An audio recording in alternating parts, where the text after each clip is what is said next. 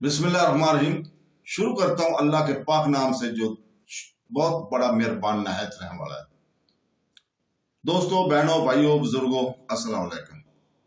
انبیاء کرام اور عظیم مذہبی شخصیات کے معجزات و واقعات کی اس سلسلہ وار ویڈیوز میں ہم آج آپ کے سامنے ایک معجزہ اور واقعہ بیان کرنے جا رہے ہیں، جو کہ حضرت یوسف علیہ السلام اللہ تعالیٰ کے نبی میں سے تھے۔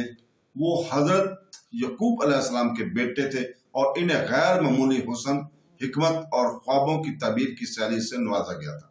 ان کی زندگی آزمائشوں اور معجزات سے بھری ہوئی تھی، جس نے اللہ کے الہی منصوبے کو ظاہر کیا، ثابت کیا کہ صبر اور اللہ پر بھروسہ ہمیشہ کامیابی کی طرف لے جاتا ہے۔ حضرت یوسف علیہ السلام کے ساتھ منسلک سب سے پہلے اور سب سے مشہور معجزات میں سے ایک ان کا شاندار حسن تھا۔ کہا جاتا ہے کہ اللہ تعالیٰ کے اس کے چہرے میں غیر معمولی چمک پیدا کی تھی، اور وہ اللہ کے بنائے ہوئے سب سے خوبصورت مردوں میں سے ایک تھے۔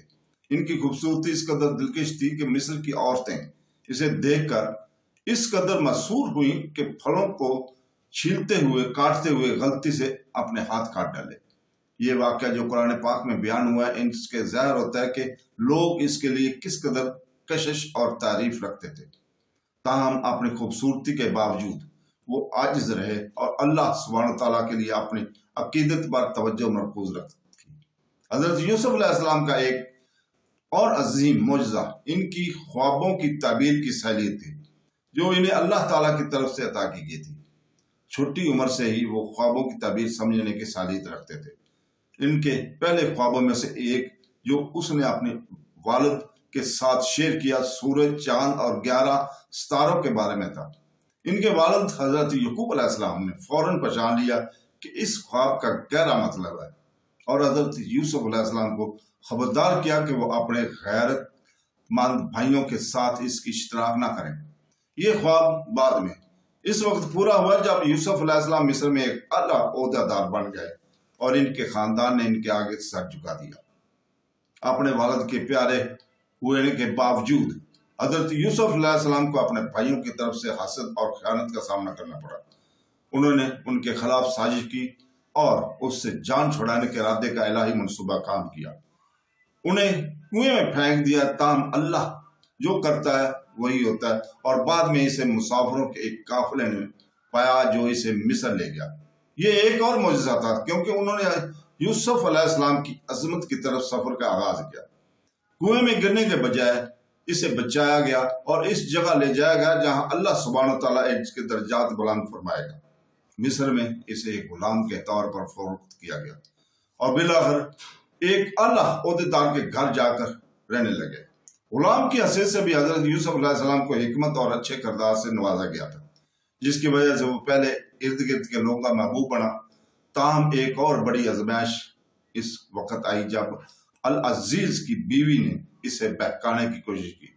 جوان اور خوبصورت ہونے کے باوجود حضرت یوسف علیہ السلام ثابت قدم رہے اور ان کی پیش قدمی کو مسترد کرتے ہوئے اللہ سبحانہ تعالیٰ کے وفادار رہنے کا انتخاب کیا۔ اس واقعے کے نتیجے میں وہ بے گناہ ہونے کے باوجود قید ہو گئے۔ قید میں رہتے ہوئے بھی حضرت یوسف علیہ السلام خوابوں کی تعبیر دینے کی صلاحیت کا مظاہرہ کرتے رہے۔ 2 قیدی اپنے خوابوں کے ساتھ اس کے پاس آئے، اور اس نے اپنی خداداد حکمت کو ثابت کرتے ہوئے ان کی صحیح تعبیر کی۔ بعد میں جب مصر کے بادشاہ نے ایک پریشان کن سواگت خواب دیکھا جس کی تعبیر کوئی نہیں دے سکتا تھا، تو حضرت یوسف علیہ السلام کو بلایا گیا۔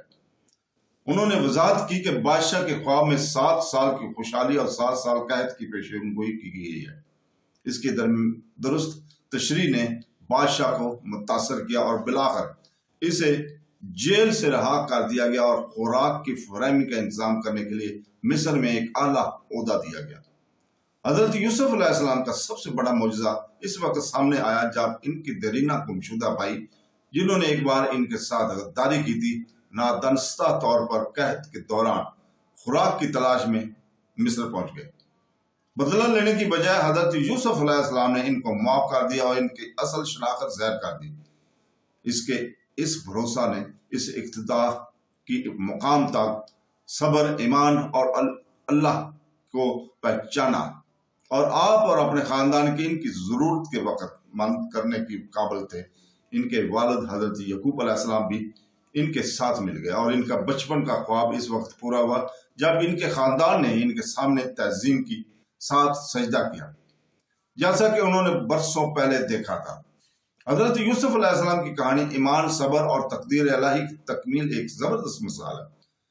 ان کے معجزات، ان کی خوبصورتی، خوابوں کی تعبیر، خیانت کے خلاف بقا اور اقتدار میں حتمی عروج کا منصوبہ ہمیشہ غالب رہتا ہے، اور ان پر یہ ظاہر کرتے ہیں کہ اللہ تعالیٰ کی زندگی دی ہوئی مومنوں کو سکھاتی ہے کہ مشکلات کے باوجود اللہ سبحانہ و تعالیٰ پر بھروسہ ہمیشہ کامیابی کا باعث بنتا ہے۔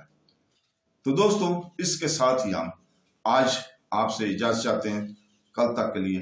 کل انشاءاللہ تعالیٰ اسی وقت ہم حضرت ایوب علیہ السلام کا معجزہ بیان کریں گے، صبر کے رسول۔ تو دوستو، اس کے ساتھ ہی ہم اجازت چاہتے ہیں۔ اللہ حافظ۔